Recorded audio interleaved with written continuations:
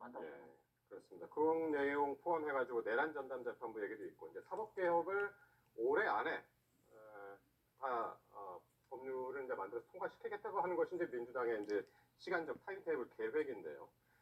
그 중에서 이 재판소원제도 있습니다. 이 대법원 확정 판결이 기본권을 침해할 경우에 헌법재판소에 다시 그 심사 청구가 가능한 그런 제도죠.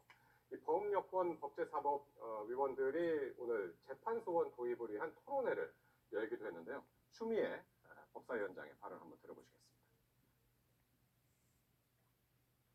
나치 시대에 이 법률과 재판이 나치의 통치 도구로 활용이 됐습니다. 그리고 거기에 동조했던 나치 수하들에 대해서도 굉장히 초기에는 관용적이었습니다. 그래서 독일 헌법재판소가 만들어진 것이고. 예.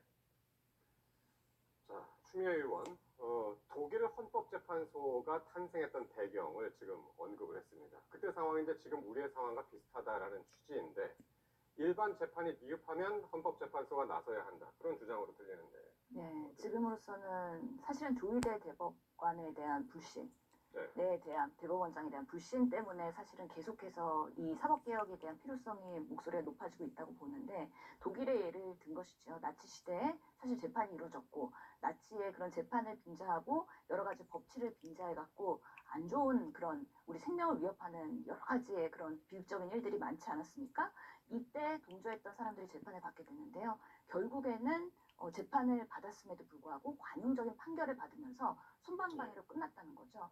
이런 부분에 있어서 헌법재판소가 만들어지고 헌법소원의 95%가 재판소원으로 제대로 된 판결을 받을 수 있는 과정들이 지금까지도 진행되고 있다는 그 예를 들면서 정말 우리 사법부가 중립적으로 모든 사안을 판단하면 가장 좋을 텐데 지금의 비상계엄의 사태에서도 조희대 대법원장 그리고 지기현 판사에 대한 불신 이런 사법부에 대한 신뢰가 흔들리는 여러 가지 사안을 보면서 우리가 정말 우리 대한민국의 사법부가 여전히 그런 중심에서의 독립적인 수행을 하고 있느냐 아니면 개혁의 대상으로서 이미 기득권을 옹호하는 방식으로의 지금 재판부가 진행이 되고 있느냐 이런 부분에 있어서 국민들의 개혁의 목소리가 크다. 그것에 대해서 국회에서는 어떻게 부응해야 될 것인가 이런 부분들이 확정된 건 아니라고 보이지만 재판소원제라는 방식을 통해서 또 필요하다면 다시 한번 판단을 받아볼 수 있는 하나의 권한을 만들어주는 시스템이 필요하다라고 오늘 토론회에서도 더 강조된 것으로 보입니다. 예. 오늘 근데 이 자리에는 이제 박희승 그 판사 출신 그 국민의힘 민주당 의원이죠. 그러니까 박희승 의원도 그랬고 오늘 참여했던 패널 중에 이제 현직 고법 판사도 있었고 공통적으로 이제 하는 얘기가 이거 위헌일 수 있다. 위헌 소지가 있다. 이제 이런 얘기를 했더니 추 의원이 헌법이 완전 무결한 것은 아니다. 그러니까 시간이 흐르면 거기에 또 맞춰서 헌법도 개정할 수 있다라는 이제 식으로 이제 이야기를 했단 말이죠. 이런 이야기들은 어떻게?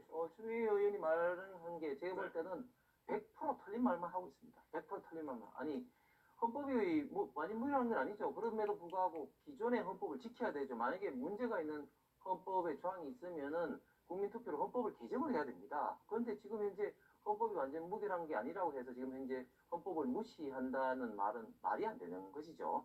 지금 재판소원제 이제 문제가 기존에 우리 대한민국은 명백히 이제 3심제를 채택하고 있는데 대부분의 판단에 대해서 그것을 다시 이제 헌법소원, 재판소원으로 한다는 것은 명백히 3심제를 정한 우리 헌법을 위반하는 것이고 그리고 실제적으로 만약에 이제 그런 식으로 되면 누가 손해를 보냐면 결국은 돈 없어서 재판을 진행을 하기 힘든 서민들만 손해를 볼 수밖에 없습니다. 민주당에서는 이게 재판 지금 서민이 문제가 아니라 지금 내란 공판 때문에 문제인데 지금 홍 선생은 왜 자꾸 그런 식으로만 얘기하냐? 천만의 말씀입니다. 왜냐하면 지금 기본권이라는 게 뭐 예를 들면 신체 자유라든지 재산권이라든지 아니 지금 국민을 대변하는 게 아니고 너희들 국민당 대변하는 거잖아 홍 선생.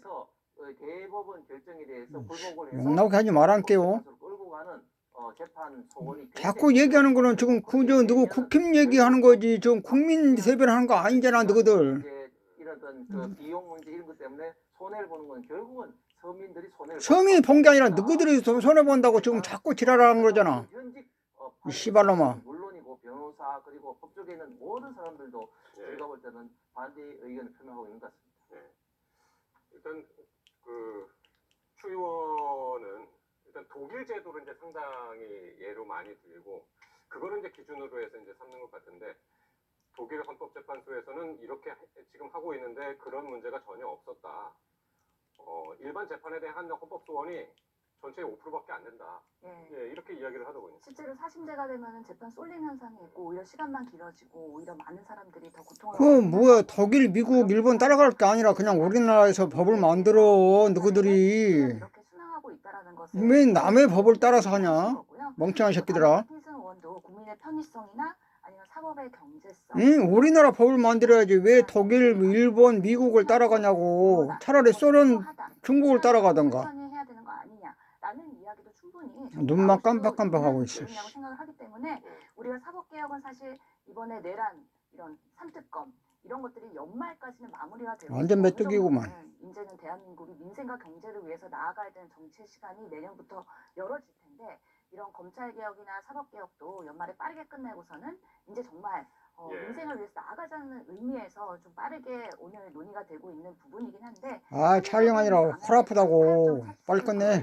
좋겠다라는 바람입니다. 이게 정치계뿐만 아니라 법조계에서도 이견이 많은 사안이기 때문에 좀 논란이 될 것 같습니다. 그렇습니다. 이게 위헌적 소지도 대단히 많고 좀 전에 말씀드린 재판이 장기화될 가능성이 굉장히 많다. 그리고 자꾸 독일 사례를 이야기하는데 독일 사례에서는 예를 들면 헌법재판소 제도 자체가 이런 어떤 문제 때문에 독일에서 생겼고 사실 대한민국의 헌법재판소 5공화 헌법을 할 때 헌법재판소에 있던 사례를 독일에서 차용을 해왔는데 이때는 이런 어떤 재판 소원이나 이런 문제가 아니라 이런 어떤 재판 어떤 문제 아닌 위헌 법률 심사라든지 그리고 헌법 소원이라든지 권한 대행이라든지 그리고 탄핵이라든지 이런 것을 하기 위한 헌법 어떤 재판소를 하는 것이지 이런 어떤 재판 소원을 하기 위해서 헌법 재판소 제도를 독일로부터 차용한 것 아니다 말씀드리겠습니다. 그래 그렇게 잘했어. 그 말은 잘했다 야. 목요일인 내일 국민의힘 추경호 의원에 대한 체포동의안 표결이 국회에서 예정이 되어 있습니다. 계엄의 위법성을 알고도 국회의 계엄 해제